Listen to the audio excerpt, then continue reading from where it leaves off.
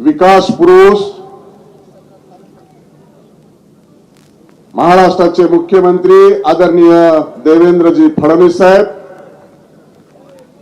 माजी मंत्री आणि आष्टी पाटोदेचे आमदार सुरेशांना धस, आमदार योगेशांना टिळेकर, या निवडणुकीचे मुख्य समन्वयक प्राध्यापक मधुकराबा राळेभात, भारतीय जनता पार्टीचे जिल्ह्याचे अध्यक्ष दिलीप भालसिंग, भारतीय जनता पार्टीच्या नगराध्यक्ष पदाच्या थेट जनतेतून नगराध्यक्ष पदाच्या उमेदवार सौभाग्यवती प्रांजलताई अमित चिंतामणी, व्यासपीठावर उपस्थित असलेले सर्व भारतीय जनता पार्टीचे नेते पदाधिकारी, त्याचबरोबर शेजारच्या व्यासपीठावर उपस्थित असलेले 12 प्रभागामधून 24 उभा राहून नमस्कार करा. 12 प्रभागातून 24 नगरसेवक पदासाठीचे उमेदवार, बंधूंनो, भगिनींनो, पत्रकार मित्र, खरं तर मी प्रांजलताईला भाग्यवान आणि नशिबान समजतो. ते एवढ्यासाठी समजतो कारण साहेबांना वेळ थोडा, आज 7 सभा आहेत आणि निवडणूक आयोगाने नव्याने आदेश काढला. प्रचार बंद झाल्याच्या नंतर 1 दिवसाची मुदतवाढ झाली आणि त्या मुदतवाढीमध्ये राज्याचे थेट मुख्यमंत्री प्रांजलताईच्या प्रचारासाठी उपस्थित आहे. माझ्यापेक्षा जास्त नशिबवान आहे. माझ्या निवडणुकीला आले असते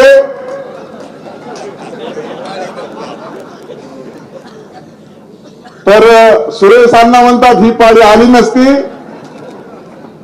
पण साहेबांनी त्याही पेक्षा मोठ्या पदावरती मला आपल्या मतांचा मान सन्मान करत विधान परिषदेच्या सभापती पदी ठेवलं. आपल्या सगळ्या कर्जदारांकडे जनतेचा मान सन्मान ठेवला.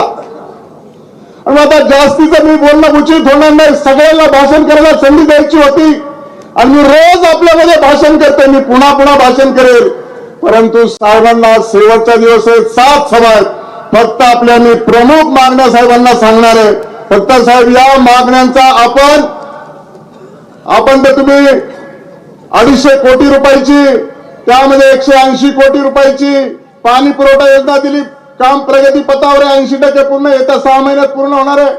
ड्रेनेज 80 कोटी रुपयाचं मंजूर आहे, ते देखील प्रगती पथावर आहे. त्याचबरोबर हे काम पूर्ण झाल्याच्या नंतर धुळीचं साम्राज्य शहरामध्ये झालंय. विकास करत असताना लोकांना त्रास झालाय, पण हे काम पूर्ण होताच 100 कोटी लागू, नाही तर 200 कोटी लागू. आमच्या शहरामध्ये कॉन्क्रीटचा प्रोजेक्ट उपनगरामध्ये आपण त्यासाठी मंजुरी द्यावी, ही आपल्याला या निमित्तानं मी विनंती करतो. त्याचबरोबर मी मंत्री आणि या जिल्ह्याचा पालकमंत्री असताना म्हाडाच्या माध्यमातून 800 घरं आपण मंजूर केली, बांधली, प्रत्यक्षात लोक घरात राहायला गेली.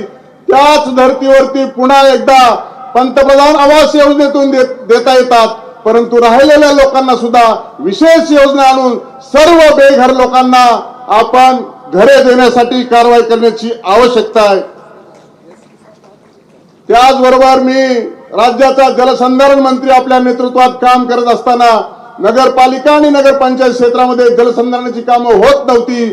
त्याच धर्तीवरती आता आमच्या शहराला 7 वाड्या आहेत. 7ही वाड्यामध्ये शेती आहे आणि शेतीच्या विहिरी मिळत नाही, कांदा चाळ मिळत नाही, शेतीचं कुठलंही काम होत नाही. आणि म्हणून जलसंधारण विभागाच्या धर्तीवरती आपण सर्व इतर विभागांना त्याच धर्तीवरती नगरपालिका क्षेत्रातील शेतकऱ्यांना सुद्धा ती सवलत देण्यासाठी खास भाव म्हणून शासन निर्णय करावा, अशा पद्धतीची आपल्याला मी विनंती करतो. त्याचबरोबर इतर सर्व कामं तर तुम्ही देतातच, परंतु प्राधान्याने 3-4 कामांचा आपण नामोल्लेख करत आमच्या सभेसाठी तुम्ही ऐन वेळेला उपस्थित राहिलात.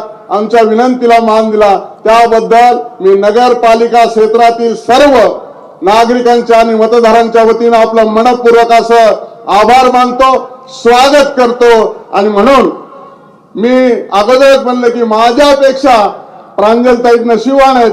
एवढ्या मोठ्या प्रमाणात गर्दी झाली, लोकांना असं वाटलं की राम शिंदे सभा का घेत नाही. त्यांना माहित होतं फडणवीस साहेब आल्याशिवाय राम शिंदे व्यासपीठावर चढणारच नाही. आमचा हट्ट पूर्ण केल्याबद्दल मी पुन्हा एकदा आभार मानतो. जास्त वेळ घेणं योग्य होणार नाही, नाहीतर आपल्याला बायकांनी प्रवास करावा लागेल. परंतु तुम्हाला विजयी सभेमध्ये ऑनलाईन का होईना भाषण करावं लागेल ही पुन्हा एकदा विनंती करतो. माझ्या वाणीला विराम देतो. जय हिंद, जय महाराष्ट्र. धन्यवाद आदरणीय साहेब.